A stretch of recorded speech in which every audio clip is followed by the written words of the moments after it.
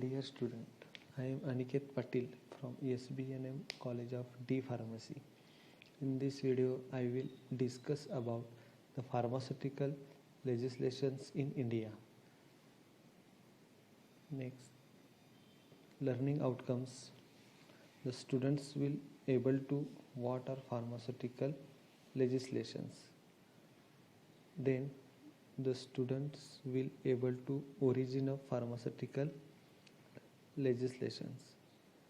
The students will able to recommendation of drug inquiry committee, and also the student will able to import of drugs bill. Now we will see what are pharmaceutical legislations. So law intended to regulate and control various aspects of social life. The aspects may be classified as social, economical and political legislations. The pharmaceutical legislations in such a mixed legislations which overlapping covers both social and economic aspects of the society. So then next we will see objectives. The purpose of pharmaceutical legislations is to ensure that the patient receive drugs of required quality, tested and evaluated for safety as well as efficacy for their intended use. So it means that the pharmaceutical legislations is associated with the health of the society. The next point, origin. At the first time in India, a chemist shop was opened in about 1811 by Mr. Bhatt, who came to India with East India Company in Kolkata. After 100 years, this firm started manufacturer of tinctures and spirits. Then another firm, Smith, Street and Co. started apothecary shop in 1821 and commenced the manufacturing in 1918. Then Bengal Chemicals and Pharmaceuticals Works, a small factory, was started in Kolkata in 1901 by Acharya Prafulla Chandra Rai. In 1903, under the leadership of Professor T.K. Gajjar, a small factory at Parel was started. Then which led to the development of other pharmaceutical units, the Alembic Chemical Works Limited at Baroda. Then these units were not sufficient to fulfill the need of Indian public, fulfill the requirement of Indian public. In those days, most of the medicines were being imported from abroad, mainly from UK, France and Germany. Then the situation was changed with the First World War. The cheaper drugs were drugs imported from abroad.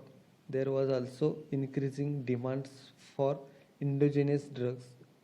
The Indian and foreign concerns entered in competition with imported medicines, producing the cheaper drugs. Then as a result, the unhealthy competition grew up and the Indian market got flooded with interfere, substandard and even harmful drugs. So that is the issue. The public made the government to take notice of such situation of drugs. Next point is a drug inquiry committee. Thus, as such, there was no legal control on pharmacy profession at the beginning of this century. With rapid expansion in pharmaceutical industries and market, more comprehensive legislations was required. Hence, to have a comprehensive legislations, the Indian government appointed a drug inquiry committee under the chairmanship of late Col R. N. Chopra in 1931. It is also called as DEC or Chopra Committee. The committee was asked to make inquiries in the said matter and then to make recommendation for smooth control of manufacture, import, distribution and sale of drugs in the interest of public health. The next point,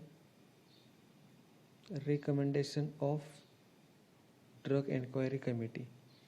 So the committee submitted a comprehensive report with about 90 recommendations. The main recommendations are as follows. The first recommendations, the committee recommended the formation of Central Pharmacy Council and the Provisional Pharmacy Council, which would look after the education and training of professionals. The councils would maintain the register containing the names and addresses of the registered pharmacies. Then second recommendation, in the recommendation, the Drugs Inquiry Committee suggests the creation of drug control machinery at the center with the branches in all the states. Then third recommendations, the establishment of a well-equipped central drug laboratory with competent staff and experts for an efficient and speedy working of drug control department. It was also suggested the small laboratories would work under the guidance of central laboratories. Then next point, import of drug bills. In that, imports of drug bills, because the drug of approach of government toward implementation of the recommendation of DEC public pressurized the government. Ultimately in 1931, import of drug bill was introduced in Legislative Assembly to control the import of drugs. So the import of drug was introduced in 1937. However, the manufacture, sale and distribution of drug was not included in bill. So committee forced the government to include all these aspects. As a result, in 1940, drug bill was again introduced in assembly and drug bill was passed in 1940. It came into force as Drug Act 1940. Later on it was amended many times, and present act covers provision related to drugs, cosmetics, Ayurvedic, Unani and homeopathic medicines. The present drug was cosmetic act is an improved version of Drug Act 1940. So thank you.